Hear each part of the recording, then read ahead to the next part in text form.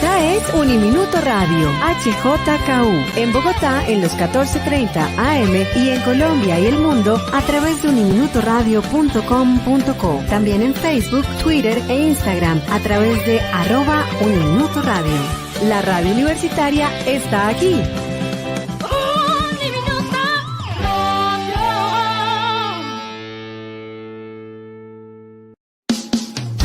Uniminuto Radio presenta El Puente. Hola, ¿qué tal? Bienvenidos al Puente, un escenario donde se integran diversas voces. Un espacio de diálogo, creatividad y encuentro.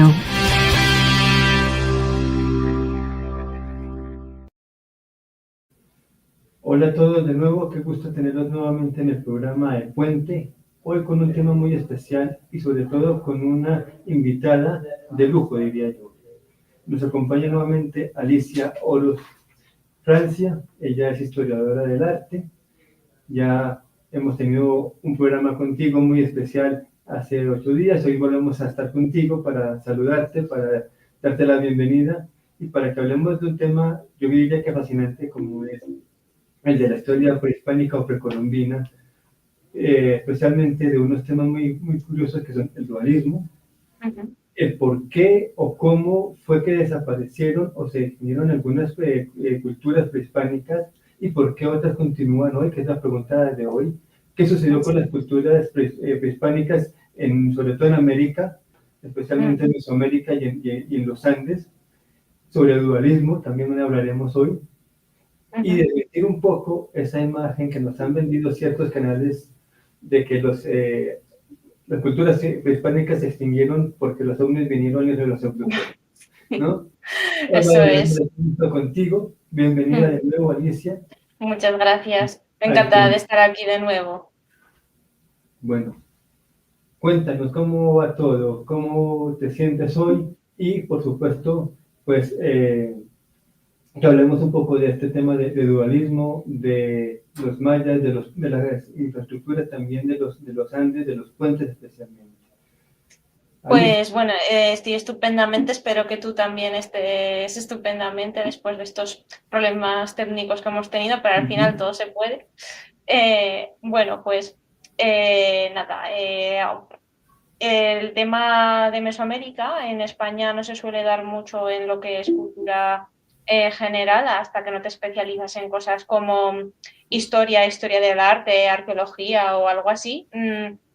Es como desconocido. Lo único que tenemos, ¿no?, es el conocimiento que nos dan ciertas películas como Indiana Jones o que además están mal dadas, pues, o Apocalipto, que están un poco mejor estudiadas pero siguen teniendo muchos fallos para hacerlo más cinematográfico y mucho más impresionante. Y bueno, pues me gustaría dar este pequeño punto de vista y de los estudios recientes, porque siempre me ha parecido bastante interesante estas culturas a pesar de su lejanía, ¿no? Hoy vamos a hablar particularmente de 3 culturas: olmecas, aztecas, mayas y un poquito de los Andes, pero no de una cultura en particular, sino de los puentes colgantes, de algunos también ejercicios que ellos hacían de cuentas, ¿no? Sí, eso es el calendario maya. El calendario maya. También. Y también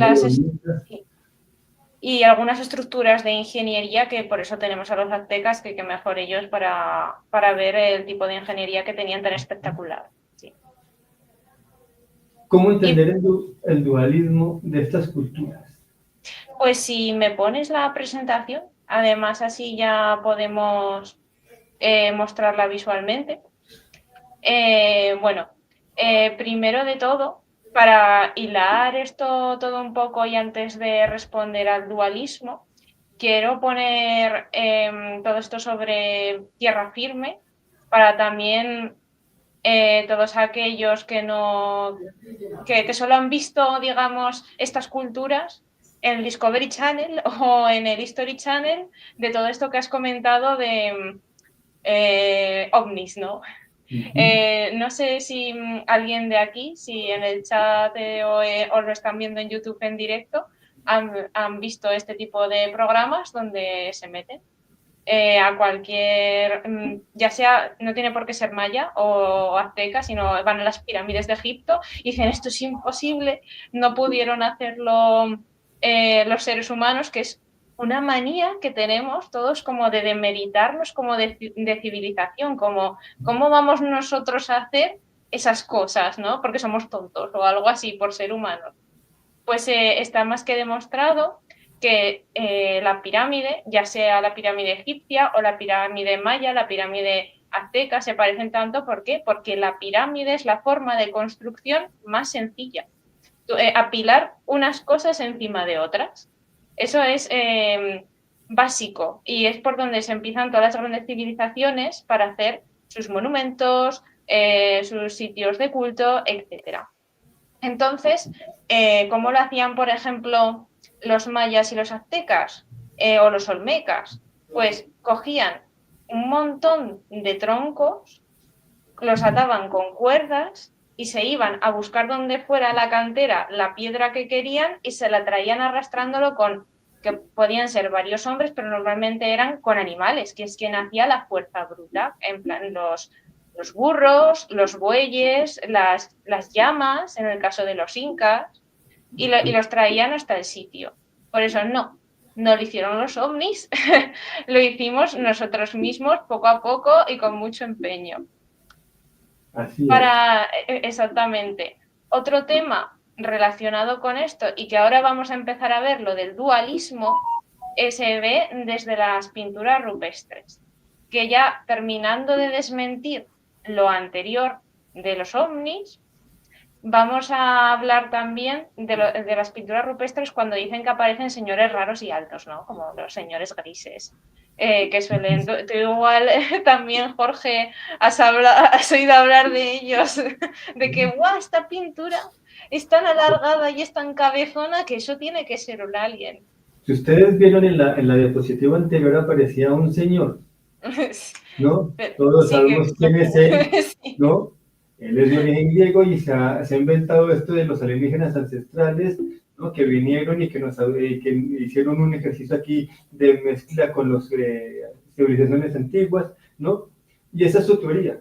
Y eso lo ha sacado a producir libros y revistas y artículos y hace un programa que le tiene un canal especialmente, ¿no?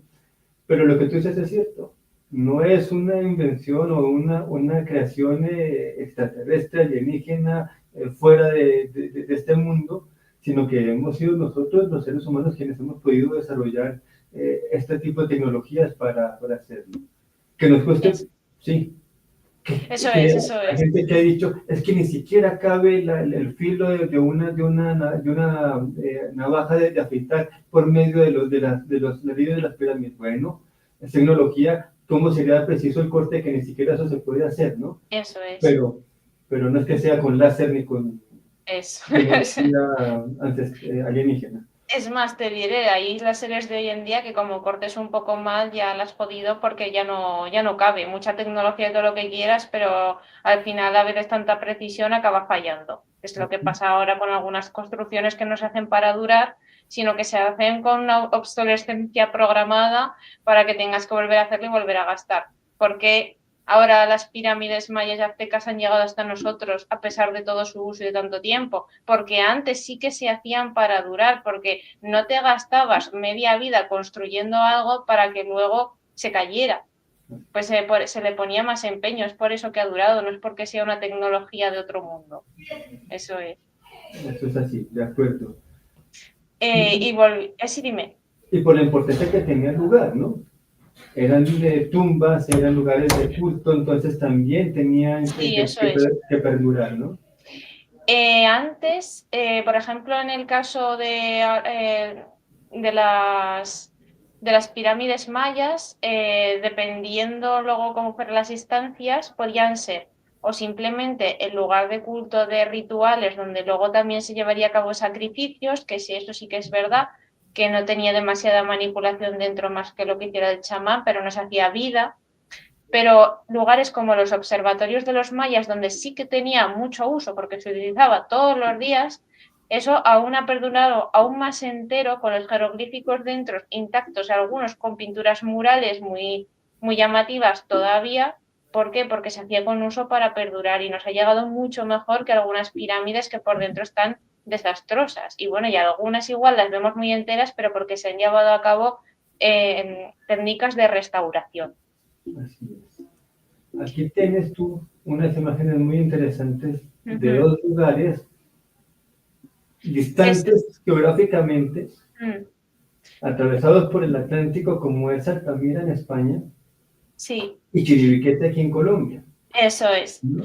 Aquí venía yo a seguir desmintiendo las teorías, porque no solo aplican la arquitectura de guau, qué bonito lo hemos hecho, sino como que se busca falsas pistas sobre los supuestos astronautas o alienígenas ancestrales en este tipo de pinturas. ¿Por qué? Porque como no las entendemos del todo o nada, nos inventamos a decir cualquier cosa que se nos pase por la cabeza, y luego cuando explique un poco la mitología maya, que ahí hay gente que sí es muy creyente de los ovnis y de los Anunnakis, va a estar entrelazando cosas, y esto explica todo, ¿no?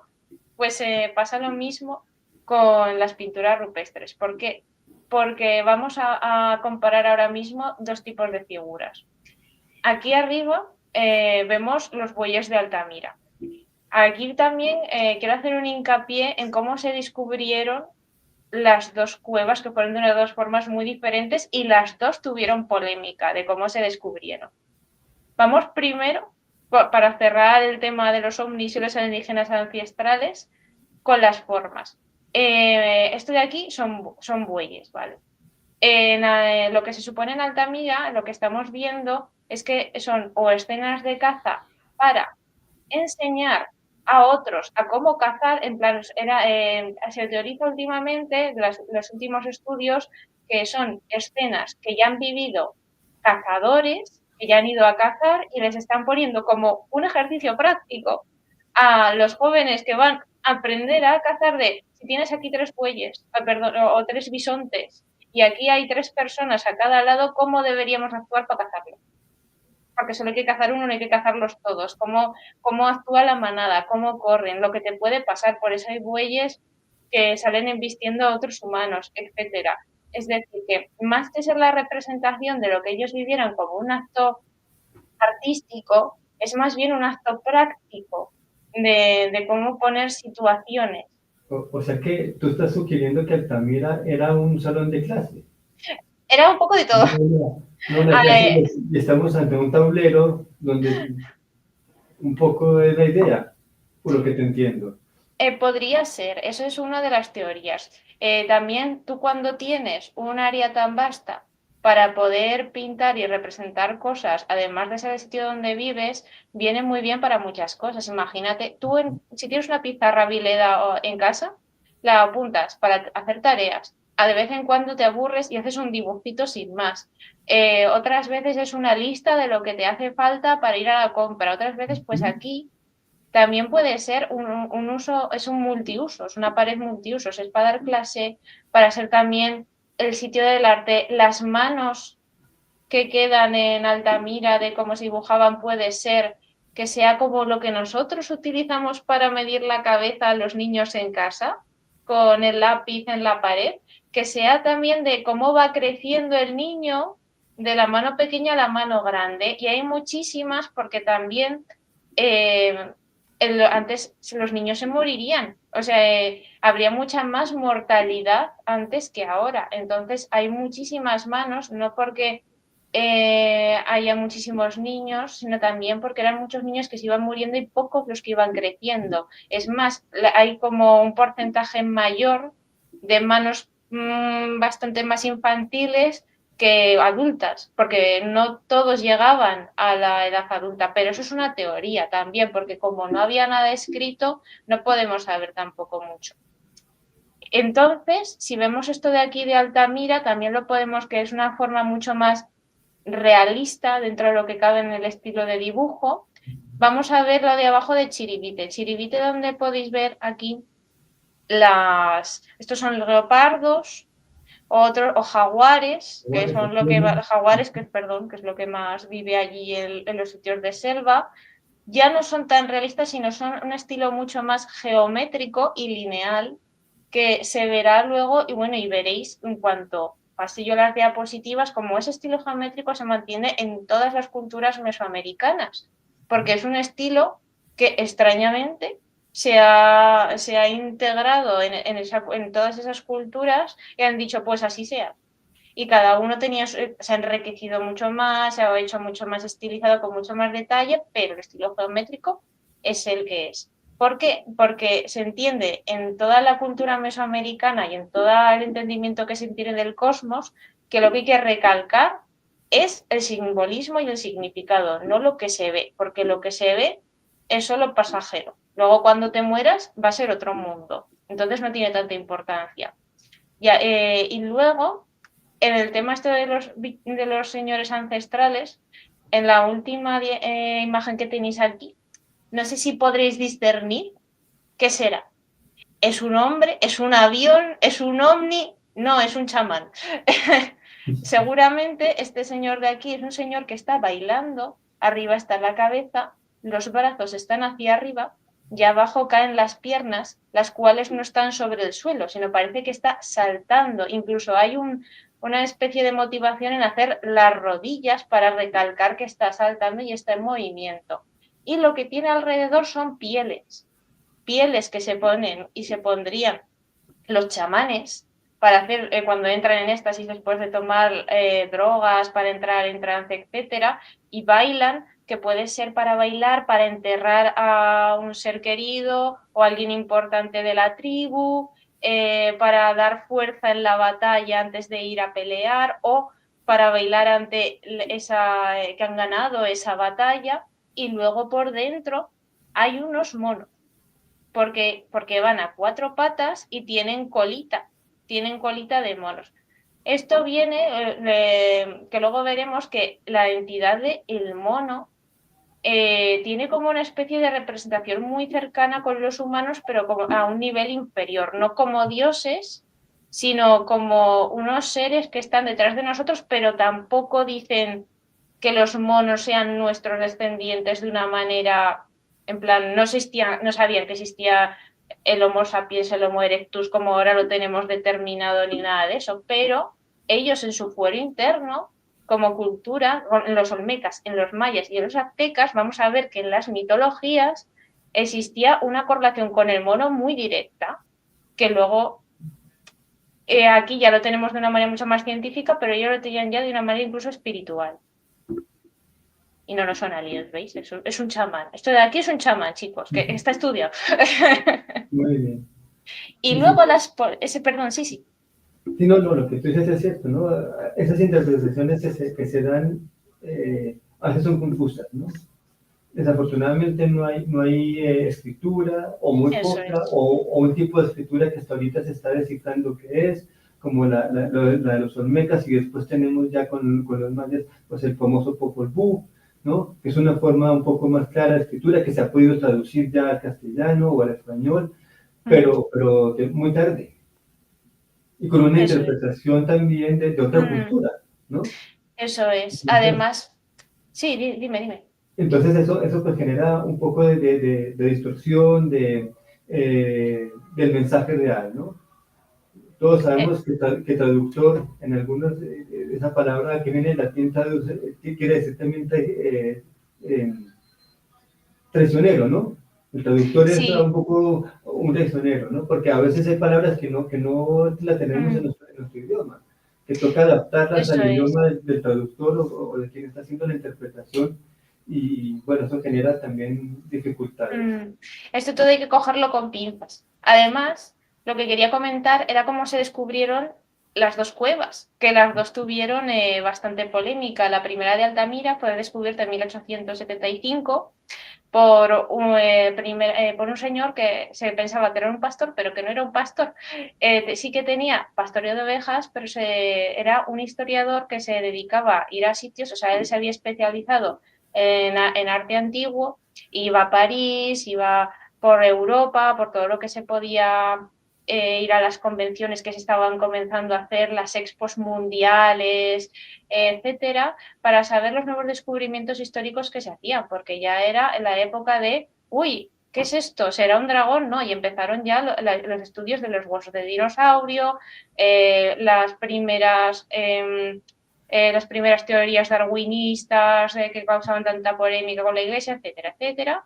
Todo eso ya había empezado, ya había arrancado, y aquí nos encontramos que él ya sabía, ya había encontrado, no su hija, que como mucho se cree incluso en la película, si alguien ha visto la película de Altamira, película española, no es como dice exactamente la película, sino que él ya había ido pastoreando a sus ovejas, había visto en esas cuevas que están por el norte de España, para quien no sea de allí, unas especies de retazos rojos, pero no tenía muy claro lo que era. ¿Qué pasa? Que un día cuando fue con su hija a pasear por ahí para enseñarle, la niña que iba con el lamparón de yesquero, que no era una bombilla, era de fuego, era químico.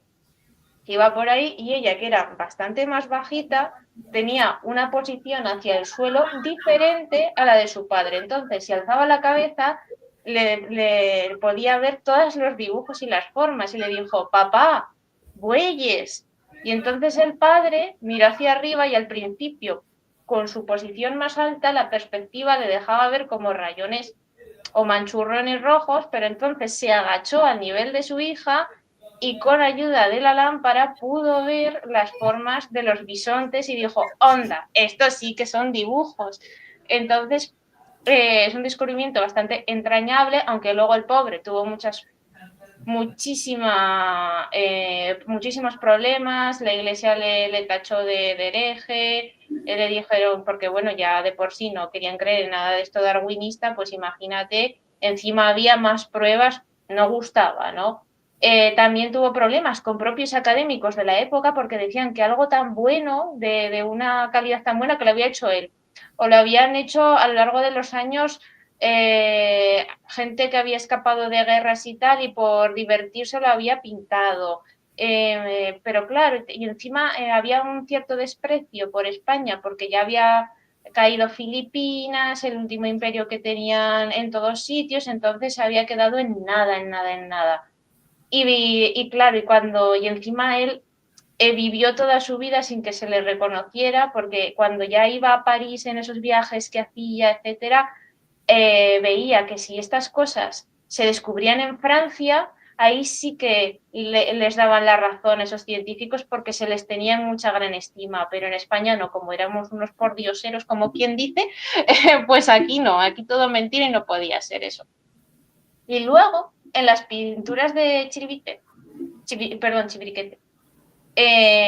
he visto el documental y me he enterado luego, buscando por archivo, en lo que fueran las noticias de la época y más allá, que cuando se descubrieron esas pinturas también hubo un poco de decir de esto está demasiado bien conservado, demasiado bien definido, esto seguro que no lo ha hecho alguien para que vengan y gasten en turismo, porque aquí llevábamos no sé cuantísimos años en la reserva, porque forma parte dentro de una reserva, y nunca lo hemos visto, ¿no? Y encima los que lo descubrieron fueron un equipo británico-colombiano.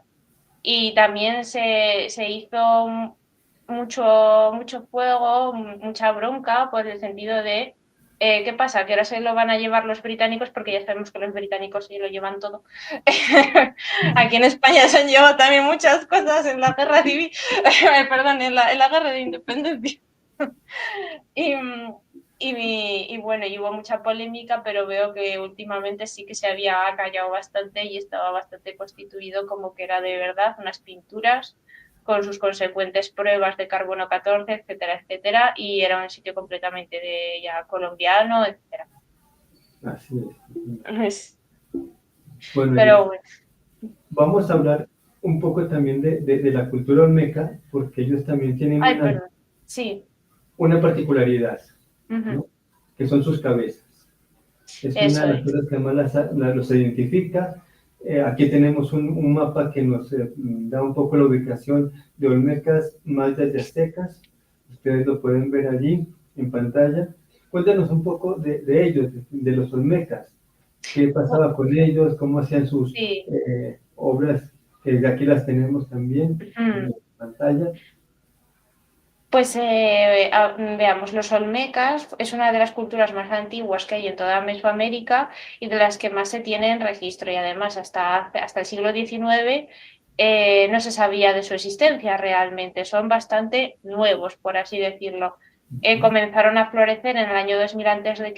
y decayeron completamente en el año 1000, aunque decaer, yo esto siempre lo cojo con pinzas porque realmente lo que pasa no es que desaparezca una civilización, sino que se reduce mucho su población y luego se disemina en otras y son absorbidas, son fagocitadas y se transforman. Lo que, como tú bien dices, lo que más nos llama la atención de esta cultura son las caras gigantes de piedra, que solo se han encontrado 17 y están en ventas. También hay en Tabasco, pero creo que en Tabasco no son de allí, sino que también fueron medio robadas a otro sitio, pero bueno, eso ya es polémica para otra parte, porque si no, no acabamos el vídeo. Estas caras tampoco son ovnis, no son tampoco señores ancestrales. Como no hay escritura de esta cultura, solo hay edificaciones y esculturas de piedras como estas, no sabemos exactamente qué podrían ser. Pero según dónde estaban situadas y cosas que voy a decir más adelante, seguramente eran jefes caudillo, porque parece ser que al igual que Japón tuvo un gran periodo de shogunato, donde el poder era una cabeza militar, aquí el gran jefe era un jefe militar, un caudillo o un cacique. Que son grandes guerreros que a lo largo de... O sea, no es... Para que nos hagamos una idea, luego vamos a ver los mayas y los aztecas, que sí que son descendencia como de realeza, eran emperadores, eran reyes y pasaba de generación en generación. Aquí no, aquí te lo tenías que ganar. Aquí las caras gigantes pues siempre vamos a ver una especie de casco, que también puede ser que participaran en el juego de la pelota, porque sí que ya había ha habido unos descubrimientos donde que ya se jugaba al juego de la pelota. Fijaos si es antiquísimo este juego. O también pueden ser cascos de batalla.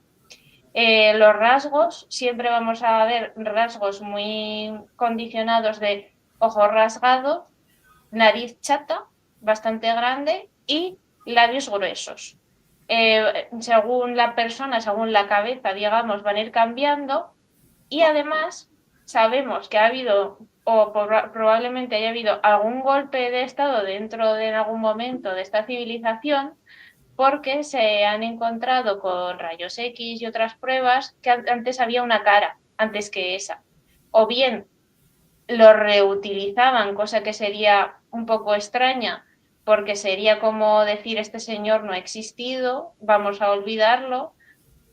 Por eso se cree más bien que es algo forzado, ¿no? Que ha caído uno, ahora hay otro, y le digan, de ese vas a, porque no son todas, de ese vas a borrarle la cara y vas a poner la mía encima. ¿Y cómo se hacía esto? Bueno, pues para eso tenemos que saber cómo se hacían estas caras gigantes y cómo demonios se traían. Pues lo que se hacía era coger rocas de canteras bastante alejadas con el proceso que ya hemos dicho, se ponen troncos con cuerdas, pones las piedras que necesitas y con bueyes y personas vas arrastrando hasta llegar al poblado, y ahí la dejas ya en el sitio porque ya pesa, no la quieres mover más, la dejas en el sitio donde la vas a querer poner y como ellos no tenían instrumentos de metálicos, lo hacían con unas piedras más duras para poder incidir en la piedra y con arena abrasiva para poder hacer los moldeados de la cara, la nariz, la boca, etc. Es bastante interesante y seguramente haya bastantes más cabezas por ahí perdidas por la selva, porque puede ser que no solo estuvieran en las ciudades, sino que estuvieran, al igual que esculturas japonesas importantes había antes, indicando los caminos, y también en religión cristiana hay también ciertos cristos o representaciones de cristos por los caminos, aquí también hubiera cabezas gigantes en algunas esquinas y entonces estén perdidas y absorbidas por la selva. También es posible que algunas estén destruidas. Pero vamos, que todos estos miles de años han dado para muchas cabezas, así que por ahí seguirán. Si alguien quiere ir a descubrirlas, puede ir, que seguro que igual se encuentra algún tesoro. Tú lo has dicho, son 17 cabezas y sabemos que cada cabeza es distinta, con un tocado diferente, ¿no? Eso ya dice mucho, ¿no? No es un molde, no es la misma reproducción, sino es algo que tenía una representación de una persona particular. Eso es. Además, tenemos otras representaciones que son muy frecuentes, como es el dios jaguar.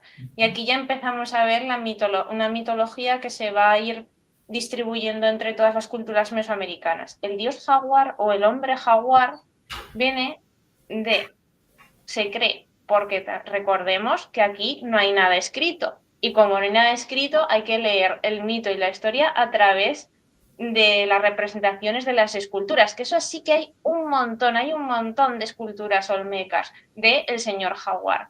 Hay cosas que no he traído aquí porque creo que no se pueden enseñar, que son de una señora haciendo el amor con un jaguar explícitamente en una escultura. Eso nos quiere decir que el mito diría que en algún momento la señora o diosa o chamana se acostó con un dios jaguar o un jaguar salvaje y de ahí nació el hombre jaguar. El hombre jaguar lo llamamos así porque es una persona con una piel encima, no como si fuera un Hércules porque no va atada, sino que forma parte del, como si fuera un hombre lobo en Europa, vamos a decir. Pues ahí tiene mitad jaguar, mitad persona, lo que nos indica que sería una especie de o semidios, que luego sí, que en las culturas mayas o olmecas hay un dios jaguar, que ahora mismo no puedo decir el nombre porque para mí esos nombres son impronunciables. Yo sé decir Tenochtitlan y poco más. Este dios jaguar que veremos luego es el dios de la verdad, que los chamanes antes invocaban en los juicios para asegurarse de que el que está siendo juzgado no va a mentir, porque el dios jaguar tiene un espejo donde ve si miente o no, y si miente lo maldecirá ahí enfrente de todos, y si no miente, pues ahí se quedará tranquilamente, ¿no? Pues el dios jaguar es una cosa muy recurrente. Y luego también en la conquista española había un hombre que era el hombre jaguar, que era muy temido por los españoles en el momento de la conquista, porque iba por ahí matándolos porque era una bestia de hombre, porque debía ser muy fuerte, decían que era el nuevo dios jaguar que había venido a salvar a nuestro pueblo, etcétera, etcétera, y ganó muchas batallas, de hecho. Quiero decir, esta representación es muy antigua y se ha conservado hasta el 1500 y pico. Y pareciera que fuera algo muy común en las culturas americanas, ¿no? Sí, eso es. En diferentes culturas, no solo en la olmeca, sino también en la región andina también existe la figura de jaguar. Claro, es el animal representativo, el animal más fuerte, digámoslo así, de nuestro territorio, el emblemático, ¿no? Entonces eso también generaba un poco de cercanía y de respeto por la figura del jaguar. Eso es. Y para acabar un poco con la cultura olmeca, podemos simplemente referirnos al jade y a los tronos de pesadilla. Tenemos tronos, eso que veis ahí, es que el trono no nos lo tenemos que imaginar como el trono de hierro, de Juego de Tronos o los tronos europeos. Antes aquí el trono era un gran banco de piedra que era de una sola persona y que era trono porque está ricamente adornada. Aquí mismo estamos viendo simplemente cómo lo están sujetando dos personas, pero hay en algunos donde salen caras, salen manos como intentando coger, porque seguramente el cacique tenía alguna conexión con el inframundo, porque luego veremos que se le tenía gran temor a los dioses del inframundo y tenían cierta relación en algún momento con los señores de la realeza o bien con los chamanes, que también tenían un gran poder en las sociedades mayas y aztecas. Aquí pues simplemente, no es de pesadilla, que he encontrado, pues es más modesto, ¿no? No quiere infligir tanto miedo a sus súbditos, pero es para que sepáis simplemente que los tronos eran así. es verdad que puede ser, porque luego veremos que en las culturas mayas y aztecas estaba todo pintado, todo era colorido, no era... Es igual que nos pasa cuando recordamos los griegos y los romanos, que nos parecen que son mármoles todo blanco, no eran blancos, simplemente la pintura se va, se pierde durante pocos años y si no se restaura se te va a quedar como el mismo material el que era naturalmente. Y en este caso nos ha quedado la piedra, pero seguramente estaría colorida. Y el jade es algo que también se ve en todas las culturas mesoamericanas porque eran el material preciado que hacía la conexión también al inframundo y a la divinidad. Por eso se hacían muchos enterramientos con máscaras de jade o los cuchillos rituales para hacer los sacrificios eran de jade también. Así es. Así es. El jade era usado también para herramientas de caza, de herramientas como tal en general, ¿no? Hachas y demás. Sí, eso es. Así es. Por su resistencia. También. Y porque era precioso, porque era bonito y era raro. Cuanto más raro es, más preciado es. Sí, señora, así es.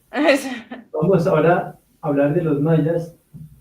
Cuéntanos un poco de ellos. Es una cultura también muy particular. A veces los confundimos con los aztecas y hoy vamos a hacer esa aclaración, ¿no? Porque son distintos. Por territorio, por cosas, por duración en el tiempo, por diferentes actividades también culturales que ellos tenían. Eso es. Aquí vamos a entrar un poco en conflicto también, como se nos enseña en clase. En Europa, por ejemplo, cuando se nos dicen mayas y aztecas, yo he visto que mucha gente piensa, bueno, pues será lo mismo porque son muy parecidos bajo nuestro punto de vista, ¿no? Los ropajes, etcétera, pero eran bastante diferentes en muchas cosas.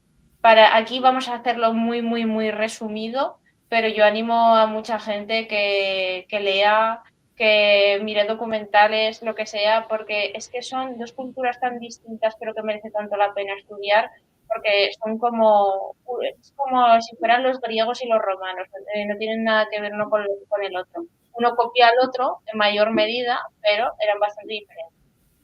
Los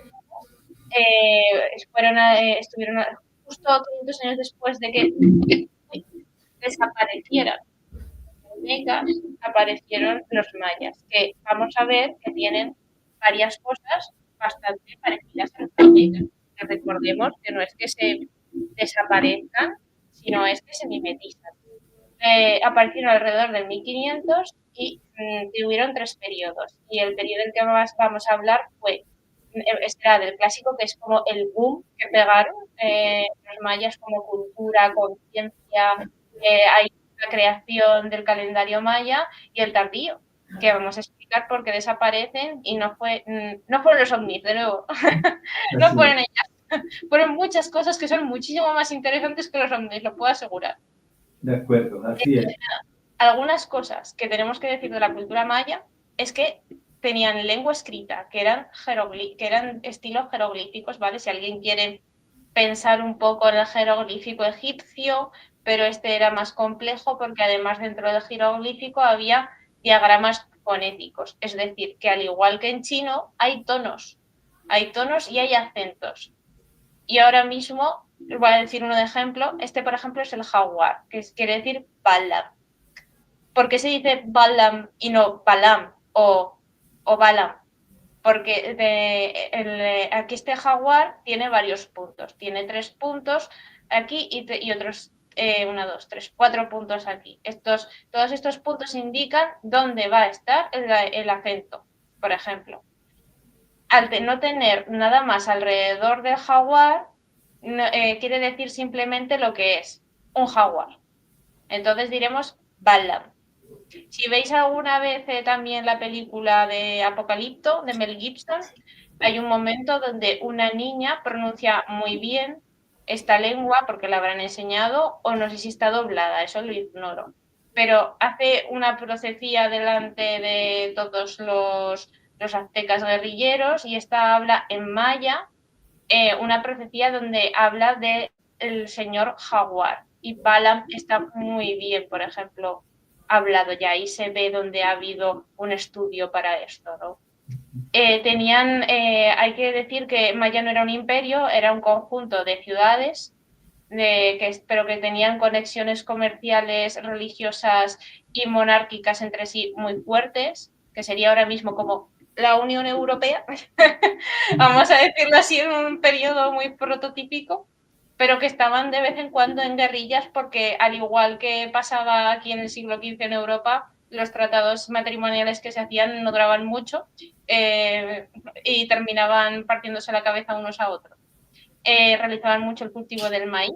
Si queréis ver dónde está el origen de la tortilla que se toma todos los días en casa, podría estar aquí porque ya se sabe que las mujeres se dedicaban mucho al cultivo y también a hacer con molinillos de piedra esa harina que luego dan las tortillas del maíz. Es decir, A molerlo. sí, eso es, que ya lo molían, ya hay testimonios de que se molía ese maíz, ¿no? Ya no se comía sin más, sino que se hacía más con él. Había una cocina mucho más exquisita, digamos.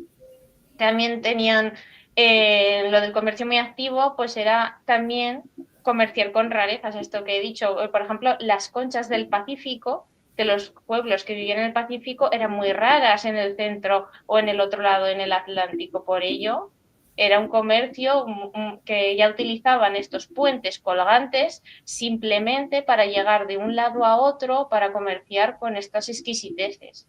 Y estos colgantes se hicieron para incentivar el comercio entre poblaciones. Ya era por una motivación externa al propio pueblo. Era una especie de conexión entre otras culturas que, bueno, que eran muy parecidas al final. A ver. Antes de llegar al calendario, también tengo que decir que los mayas eran muy prolíficos en lo que es la observación de los astros. Tenían observatorios propios para ello, que luego no veríamos, por ejemplo, en Europa hasta el 500 a.C., o sea, mucho más tarde, con los observatorios griegos, que era también una elipse en el centro para observar por la noche los diferentes sitios de los astros y cómo se iban moviendo.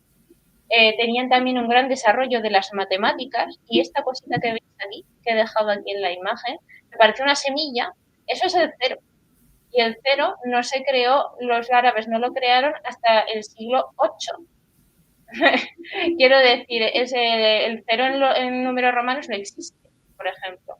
Quiero decir, tienen un desarrollo matemático mucho más adelantado que cualquier parte de Europa.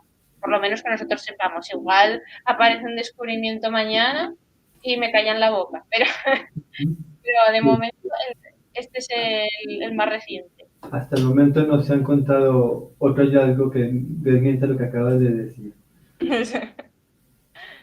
Vamos a ver cuando no sé si vosotros o no quiero decir la universidad, en Colombia o en otras partes como da igual, que seáis más familiarizados con este tipo de culturas, sabéis que hay más de un calendario. Porque aquí no se tiene ni idea. Cuando abren el calendario maya, nosotros la imagen que teníamos simplemente era esta, que era la del sol. Pero eso no hace nada, ¿vale? Eso no es nada si no tiene el otro al lado, no funciona, no se puede leer nada. He traído una imagen donde podemos ver el funcionamiento del calendario, que es bastante complejo, porque funciona a través de 3 ruedas. Primero la rueda de Tzolk'in, perdón si mi pronunciación no es buena, es de 260 días, que no es la que utilizamos hoy y que se rige más bien por los ciclos estacionales, de cuándo cambia la estación y cómo se va prolongando en el tiempo las temperaturas. Esto sobre todo se hacía para predecir el tiempo, porque ellos ya tenían la experiencia de que si en ese mes, en esos días va a llover, saben ya que en esos días va a llover y se le dice a la población si tienen que sacar ya las patatas o no sacar las patatas. Pues servía mucho para eso. Es un sistema muy complejo que yo ahora mismo no puedo explicar porque me llevaría horas, porque os tendría que enseñar primero los tipos de glifos representativos de cada dios y cómo cada dios representa un astro diferente y por lo tanto son estaciones y meses diferentes que no se coinciden con los nuestros. Y también luego tenemos la rueda interior, que son números. Son números que primero, este está un poco mal porque aquí estaría primero la semillita, ¿vale? Para representar el 0 y luego sería por puntos. Primero es bastante intuitivo, que es un punto es 1, 2 puntos son 2, 3 puntos es 3 y luego ya las líneas son unidades de 5. Es decir, que hay hasta más de 10 números aquí para poder calcular los días del mes. Y luego por otra parte tenemos el hub, que el hub es lo que ya conocemos todo, que es, digamos, el reloj. Aquí se le llama mucho el reloj sol o el reloj del sol porque dentro está el dios sol, que en diferentes culturas es Quetzalcóatl, pero en otras tienen otro nombre. Perdón, mi pronunciación es muy mala. No, está muy bien. Y en Los aztecas y los mayas por la pronunciación, pero está muy bien. Y por otra parte tenemos aquí que ya son los meses. Los meses, este aquí sí que es el año astronómico, que es el que ya utilizamos nosotros, que son los 365 días del año. Que esto ya no se rige por las estaciones agrícolas, sino que se rigen por las astronómicas. Aquí son divididos en 19 meses y nosotros aquí los tenemos en 12 meses. ¿Qué quiere decir? Que tenían menos días en cada mes. Entonces también tenemos que comprender que su visión del cosmos no era igual que el nuestro, a pesar de que fueran 365 días, quiero decir. Dentro de estos meses también están ya las representaciones astrológicas que hemos visto aquí, más los números de los meses que tienen que tener cada uno, que están aquí divididos por unidades. Si tienen aquí, por ejemplo, 5 más 5, 10 más 5, 15. Pues este mes tiene 15 días, ¿vale? Por ponerlo de ejemplo. Y estos se unían estos dos, uno por fuera cada uno, porque el Tzolk'in tenía hendiduras para ir rotando y el hub tenía las esquinas que indicaban en qué mes, en qué día de cada uno estábamos situados. ¿Qué quiere decir esto? Que los dos calendarios estaban sincronizados entre ellos todo el tiempo. ¿Y esto por quién era controlado? Por los señores que estaban en astronomía. Porque aquí mucha gente cree que eran los chamanes los que controlaban los calendarios. No, había gente específica, como aquí, que son astrónomos también, que estudiaban para ello, los metían les enseñaban desde niños cómo leer los astros y cómo funcionaban los meses, y ahí ya iban rotando y les enseñaban, y esos señores eran los que se dedicaban a la astronomía. Alicia, nos queda poco tiempo y el tiempo es oro, pero yo creo que esto nos da para de pronto un segundo programa y hasta de pronto un tercero. Bueno, si gusta. Hacer una serie para poder hablar de todas nuestras culturas prehispánicas y nuestra civilización. ¿Te parece si hacemos un corte aquí para poder hablar ahora de los aztecas? Bien, podemos hablar de los aztecas. Y lo que quiero decir aquí es que los aztecas no vienen de la Atlántida, por mucho que digan que el códice de Boturini dice que vienen de una ciudad que se parece mucho al nombre, que se llama Aztlán, ¿vale? No tiene que ver una cosa con la otra. El primero que nombró el escrito la Atlántida fue Platón, y fue seguramente para tomar el pelo a uno de sus alumnos. Porque Platón era muy troll. Algún día, si hablamos sobre los filósofos o sobre Grecia, tendré que decir unas cuantas cosas de Platón, entre ellas que le gustaba flexear los músculos. Aztlán se supone que es una ciudad mitológica que decían los aztecas, de donde ellos provenían, para reforzar su figura de la realeza sobre los súbditos. Ellos decían que eran un pueblo de una ciudad que también estaba sobre el mar, como lo estaba Tenochtitlan, que bueno, que también vamos a ver sobre eso, que hay que cogerlo con pinzas. Y era uno de los jefes de la aldea que por una gran sequía había visto que el chamán del pueblo de Aztlán le había sacrificado a una princesa para que los dioses le dieran lluvia. Esto le enfadó mucho y se fue de allí con un gran porcentaje de la población. ¿Qué quiere decir esto? Que seguramente esta gente viene de un sitio que, al igual que los mayas, que si nos da para otro podcast de esto, explicaré que se fueron por grandes periodos de sequía, pues vinieron por ese desastre natural a buscar un sitio donde hubiera agua, donde hubiera alimento, etcétera. Y ahí llegaron a lo que es Tenochtitlan, porque digamos que le rezó a los dioses este señor caudillo, este señor jefe, y los dioses le respondieron con un águila cazando una serpiente encima de un cactus que estaba encima de una isla. Y ahí se quedaron en el Tenochtitlan, y hoy, si veis la bandera de México, sigue teniendo la representación de ese águila con el cactus y la serpiente en medio. De Cuauhtémoc. ¿Perdón? La historia de Cuauhtémoc, ¿no? Sí, eso es, perdón. Sí. Es que los nombres, ¿no? Son muy complicados. Y bueno, y de esto tenemos el Códice de Boturini, además de otros códices que fueron recopilados por monjes del siglo XVI y el siglo XVII, que cuando fueron en el periodo de la evangelización por todo este territorio, pero que se tomaron la molestia, o sea, ellos, luego si hablamos algún día de la Reconquista, hay muchos grises, porque también había gente como Bartolomé de las Casas que decía esto es una brutalidad, esto no lo podéis hacer, o otras personas que eran eruditos que se esforzaban todo lo posible para transcribir todos los mitos, todas las leyendas que había escritos por todas las ciudades de piedra para rescatarlas, y es lo que tenemos hoy en día, que está vivo al final.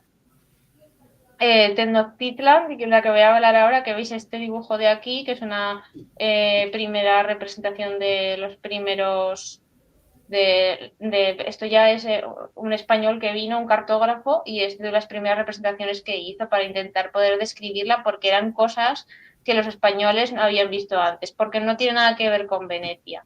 Esto es una Venecia mejor planteada. En plan, Venecia hoy tiene el problema de que se hunde. Tenochtitlan no se hundía. ¿Por qué? Porque estaba mejor hecha. En ingeniería y en arquitectura estaba mejor hecha. ¿Por qué? Porque dijeron, aquí no podemos poner piedra. Aquí hay que poner algo natural. Aquí alguna vez, en Zaragoza, por ejemplo, está el Ebro, que cada vez que baja surgen unas pequeñas islitas que tienen arbolitos, tienen arbustos, porque el nivel del río puede bajar o puede subir, pero hay un sedimento de tierra que se mantiene.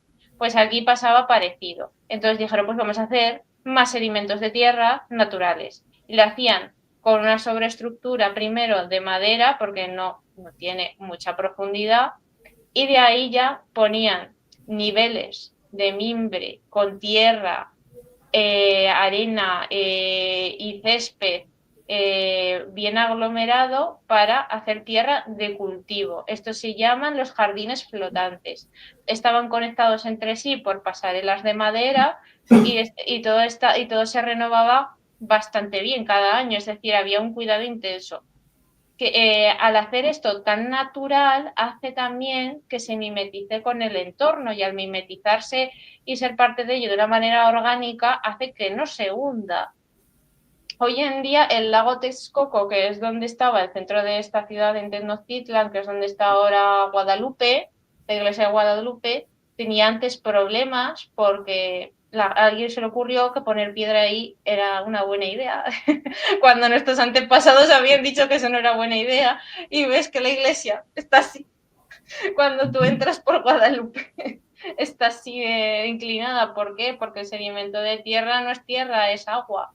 ¿Qué pasa? Que luego sí que se ha ido construyendo encima de una manera genéricamente mucho más potente, con hormigón y con unas alcantarillas al estilo romano muy buenas, que ya supera la ingeniería de la época, y claro que se ha conseguido hacer una ciudad encima. Pero la primera que hicieron, sin saber eso, que es la iglesia de Guadalupe, salió fatal. Salió fatal arquitectónicamente, que luego se ha podido hacer reparaciones, pero el suelo se ha quedado así, que tú tienes que ir andando en lateral.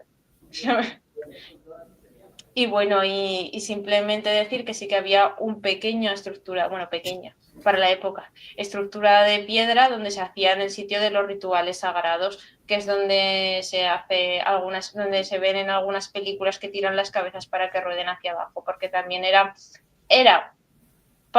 servía para varias cosas, para meter miedo a la población, para hacer espectáculo como lo hacía en el Coliseo Romano, para hacer también algo significativo y religioso, quiero decir, valía un poco para todo ese sitio. Y ahí mismo estaba la plaza, donde todo se concentraba.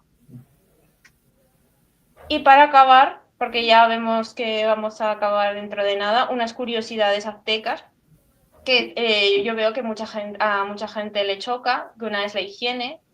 Si tienes tanta agua limpia todo el tiempo, ¿qué aprovechas para hacer? Bañarte. A los españoles no era que no se bañaban, ¿vale? Eso también tendremos que decirlo en algún otro podcast, que no era que no se bañaban, sí que se bañaban. Luego, posteriormente, vendría esa tradición de no bañarse en Europa, que sería el siglo XVII y XVIII.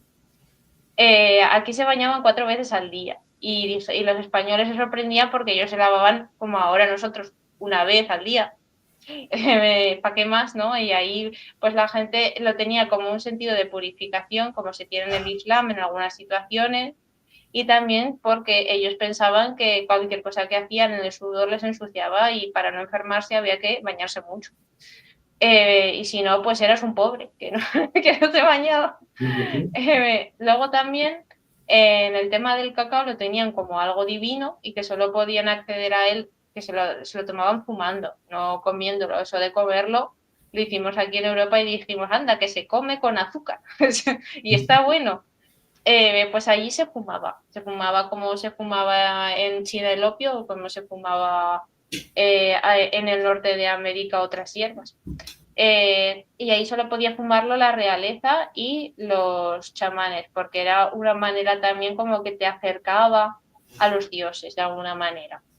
Y los sacrificios y los elementos de uso, porque los sacrificios no solo servían ya para, en algún momento de la historia, no sabemos cuándo, para darle el corazón a Quetzalcóatl o el dios sol del momento para evitar que se enfureciera y que no fuera la tierra destruida, sino que también se utilizaban todas las partes del cuerpo para todos los distintos tipos de rituales, como el cerdo. El del cerdo, no sé si has oído alguna vez que no se desaprovecha nada.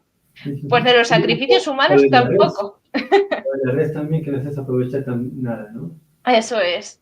Pues por ejemplo, la sangre se la bebían ciertos, tanto los chamanes como los aprendices de chamanes, porque pensaban que haber sido matado ese cuerpo de esa manera ritual, ahora esa sangre era sagrada y por lo tanto iban a estar protegidos de enfermedades, les iba a dar más fuerza para luchar, etcétera. O sea, servía para nutrirse ellos mismos. A veces incluso se comía la carne, pero era un poco más extraño que se comiera la carne, se solía utilizar para otras cosas. La piel, por ejemplo, cuando se desollaba después de haberlo matado o antes a la persona, luego el chamán utilizaba la piel durante entre 10 y 20 días porque pensaba que así le iba a dar unos poderes sobrenaturales del copón durante esos días y le iba a servir para saber de qué sexo iba a nacer el siguiente heredero al trono, o sea, heredero o no heredero, porque si nacía mujer pues no heredaba, pero a ver qué sexo era, ¿no? También el juego de los ojos se utilizaba luego para hacer unos mejunjes con la pesca para pescar más. Bueno, no se desperdiciaba nada, ¿no? Alicia, qué gusto haberte tenido hoy en el programa. Gracias por todas esas explicaciones que nos has dado. Creo que tenemos tema para rato. Esta será la primera de una serie que podemos hacer sobre arte prehispánico, sobre culturas prehispánicas. Nuevamente agradecerte por tu tiempo, por estar aquí con nosotros en el programa, e invitarlos para el próximo viernes, que vamos a tener un programa también muy especial contigo, si Dios lo permite, sobre marginalia.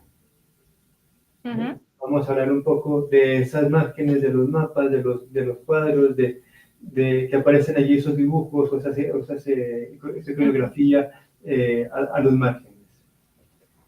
Y hoy, pues, les agradecemos también por haber estado presente en este programa, por haber podido compartir con nosotros un poco de este saber de estas culturas, que nos queda todavía mucho tema por hablar, ¿no? Hablamos, por ejemplo, del origen de lo que podría ser el fútbol contemporáneo con los aztecas y el juego de la pelota, que también lo jugaban los olmecas en su momento. Así que hay muchas cosas también por decir, como ya lo he reiterado, y agradecerte nuevamente a ti este espacio. Espero que Gracias a vosotros, hombre. podamos continuar conversando más adelante, y vendrán otra serie de temáticas muy interesantes que hemos tratado con Alicia. Ya empezamos a hablar con ella de su experiencia como historiadora del arte, en su carrera profesional, en sus estudios. Hoy nos acompaña con este tema de la dualidad del conocimiento, de los desarrollos de las culturas olmeca, azteca y maya, las diferencias entre los aztecas y los mayas también, un poco lo alcanzamos a revisar hoy. E invitarlos para el próximo viernes nuevamente, para acompañarnos en este ejercicio que vamos a hacer con un tema muy interesante, que es el de la marginalia. Alicia, gracias de nuevo. Muchas gracias a vosotros. A Daniel también por su apoyo aquí en el manejo del programa de StreamYard, y a la emisora Uniminuto Radio por el espacio. Hasta la próxima. Hasta la próxima.